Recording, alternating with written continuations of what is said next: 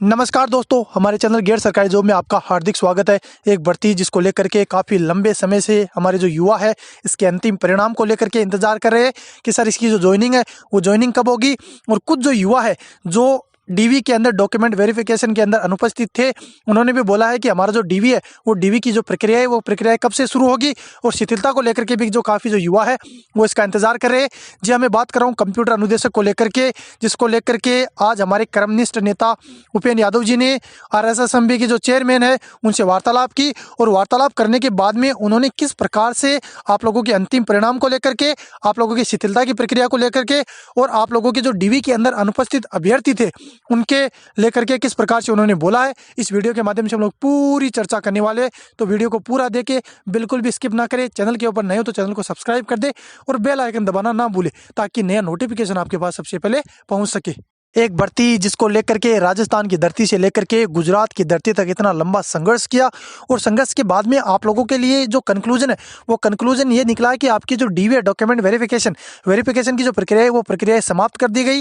क्योंकि आप लोगों को भी पता था कि ये जो भर्ती है ये भर्ती हमारे जो कर्मनिष्ठ नेता है उनके नेतृत्व में और उन लोगों के सहयोग से संपन्न हो पाई है।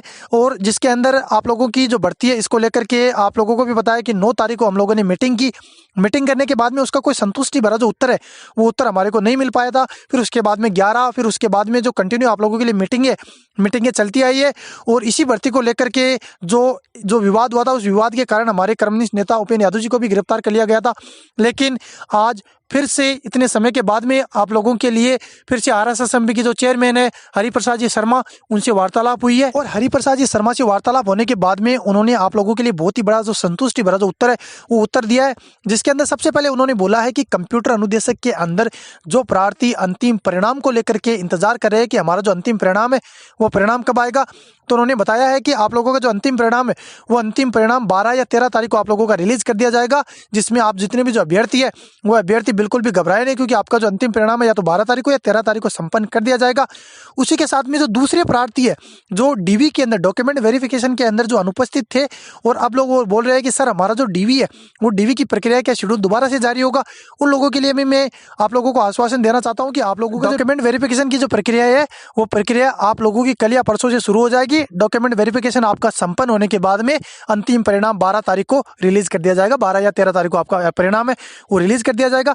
वहीं इस भर्ती को लेकर के काफी जो युवा है शिथिलता को लेकर के बात कर रहे हैं कि सर हमारी जो शिथिलता है ये प्रक्रिया क्या संपन्न होगी या फिर ये जो सरकार है सरकार इसी को लेकर के बेवकूफ बना रही है।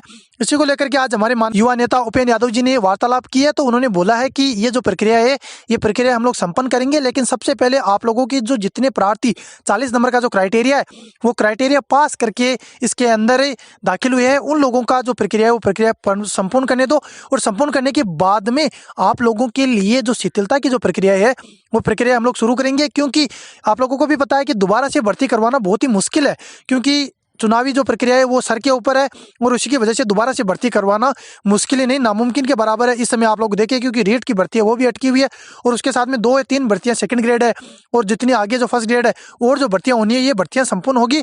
लेकिन आप लोगों की दोबारा से भर्ती करवाना बहुत ही मुश्किल है।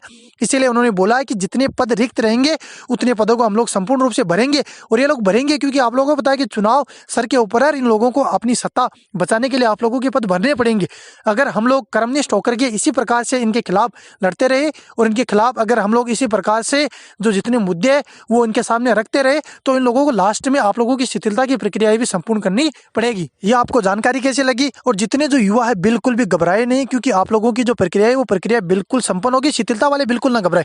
ये लोग ज्यादा कमेंट करते हैं कि सर शिथिलता दिलवाओ, आप बिल्कुल भी घबराए नहीं। आप लोगों की प्रक्रिया संपूर्ण रूप से होगी और आपके ज्यादा नहीं होगा तो 2 या 3 नंबर आप लोगों के नीचे आकर के आप लोगों को शिथिलता की जो प्रक्रिया है वो प्रक्रिया मिलेगी। आपको ये वीडियो कैसा लगा? वीडियो अच्छा लगा तो ज्यादा से ज्यादा लोगों के पास शेयर करें।